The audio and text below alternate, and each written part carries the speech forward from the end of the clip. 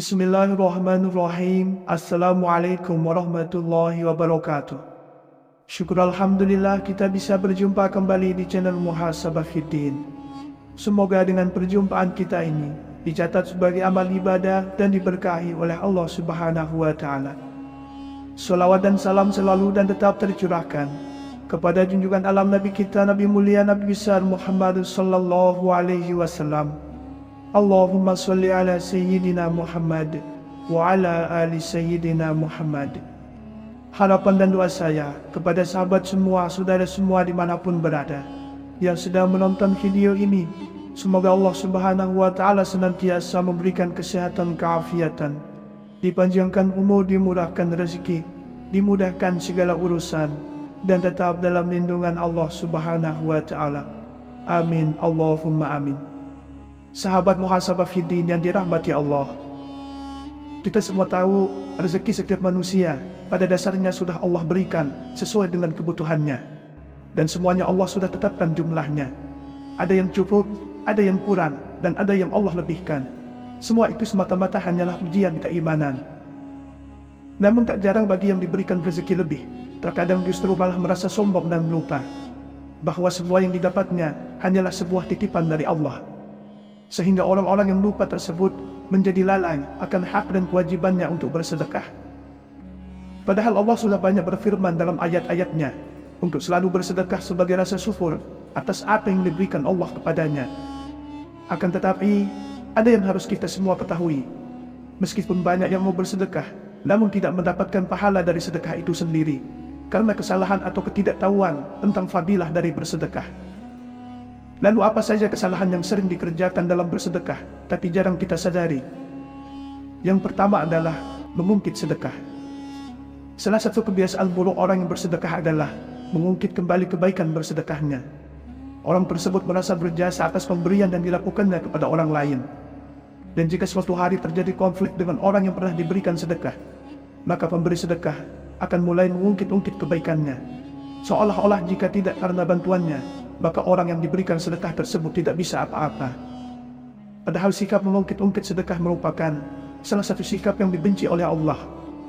Hal ini sebagaimana yang sudah Allah jelaskan dalam Quran Surah Al-Baqarah ayat 294. Hai orang-orang yang beriman, janganlah kamu menghilangkan pahala sedekahmu dengan menyebut-nyebutnya dan menyakiti perasaan si penerima.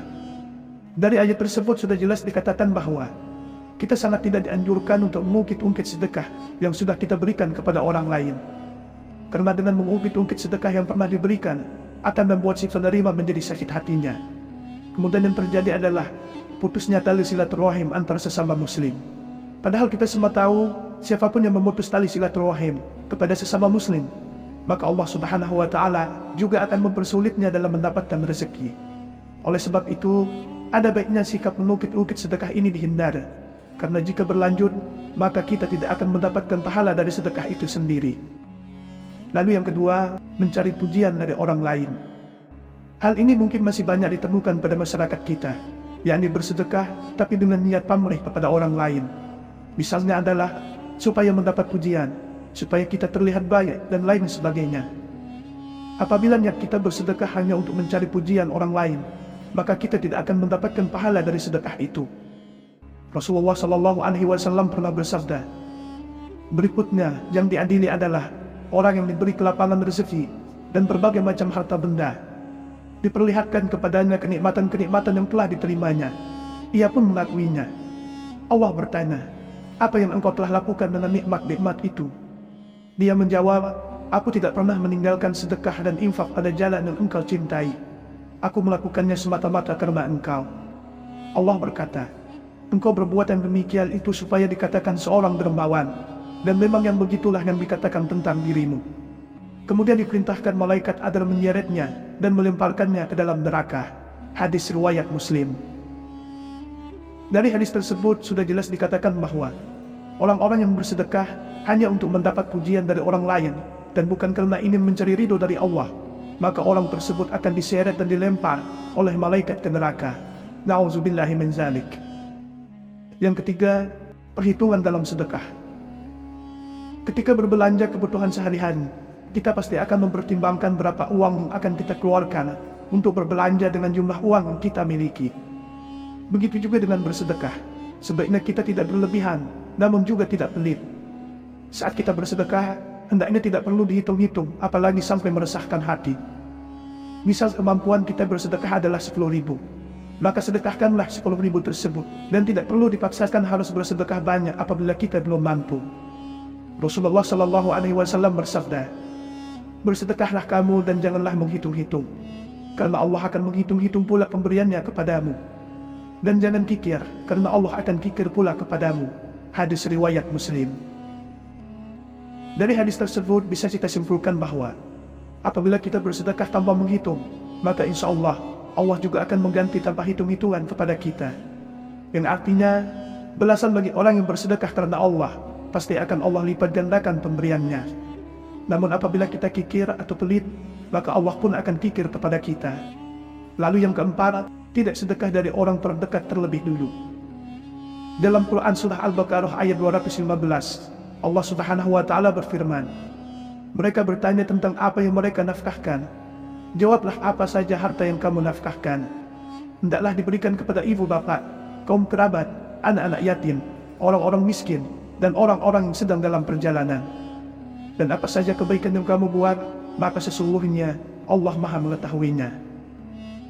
Kalau kita mengkaji lebih dalam dari ayat tersebut, seolah-olah ingin mengatakan bahwa tidak perlu jauh-jauh dan bingung untuk mencari siapa yang berhak untuk kita berikan sedekah. Karena sedekah yang paling utama adalah kepada orang tua kita terlebih dulu. Kemudian saudara atau kerabat, barulah ke anak yatim piatu, orang-orang miskin di sekitar kita, orang-orang sedang dalam perjalanan atau musafir, dan seterusnya. Rasulullah Shallallahu Alaihi Wasallam bersabda, "Sesungguhnya sedekah kepada orang miskin pahalanya 1 sedekah, sedangkan sedekah kepada kerabat pahalanya 2, yaitu pahala sedekah dan pahala menjalin hubungan silaturahim." Hadis riwayat Tirmizi, An-Nasa'i, dan Ibnu Majah. Dari hadis tersebut kita bisa menyimpulkan bahwa sedekah kepada orang tua atau kerabat insya Allah memberikan kita pahala berlipat, yakni pahala bersedekah dan pahala silaturahim. Karena kita semua tahu, menyambung tali silaturahim merupakan salah satu hal yang bisa membuat rezeki makin deras mengalir. Kemudian yang kelima, menunda sedekah. Nikmat sehat dan kelapangan rezeki merupakan salah satu nikmat yang seringkali kita lalaikan. Dari nikmat sehat inilah kita bisa mencari rezeki yang sudah disediakan oleh Allah kepada kita.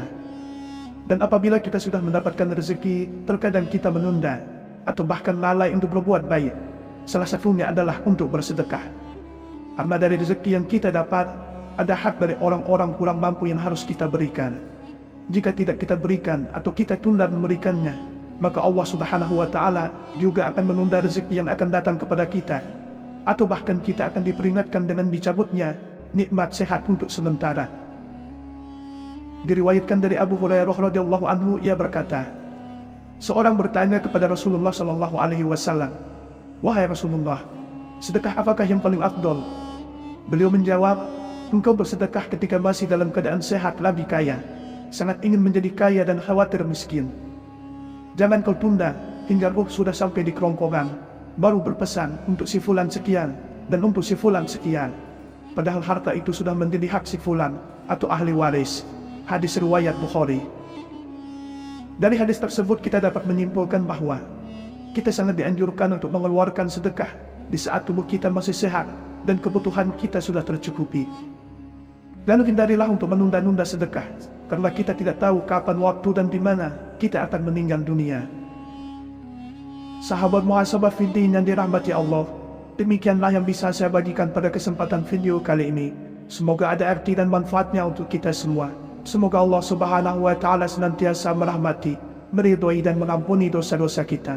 Wallahu a'lam. Wassalamualaikum warahmatullahi wabarakatuh.